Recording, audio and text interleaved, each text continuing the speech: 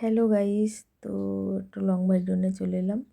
তো সকাল সকাল গোলা রুটি বানিয়ে দিলাম, কর্তামশাই ডিউটি বেরোবে। তো ওকে গোলা রুটি দুটো বানিয়ে দিলাম, আর গোলা রুটির সাথে একটু হরলিক্স গুলে দিলাম, ও খেয়ে বেরিয়ে গেল। তো ছেলেকে দুটো গোলা রুটি দিলাম, সসের সাথে খাবেও, আর আমি দুটো খেয়ে নিলাম। খেয়ে দুপুরে রান্নায় চলে এলাম। তো ডাঁটা দিয়ে সজনের ডাঁটাতে ডাল বানিয়ে ফেললাম বন্ধুরা। তো শুভ দুপুরের শুভেচ্ছা, এটা দুপুরের। আর তার পাশে আমার পটল ভাজা করে নিলাম। কর্তামশাই পটল ভাজা খেতে খুবই ভালোবাসে, আমিও ভালোবাসি যদিও।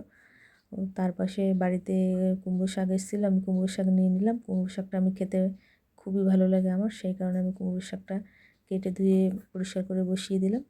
আর তার পাশে আমার যদিও গাছের ইঁচড় একটু ঘন ঘন খাওয়া হয়, তো আমি নিরামিষ ইঁচড় করে নিলাম।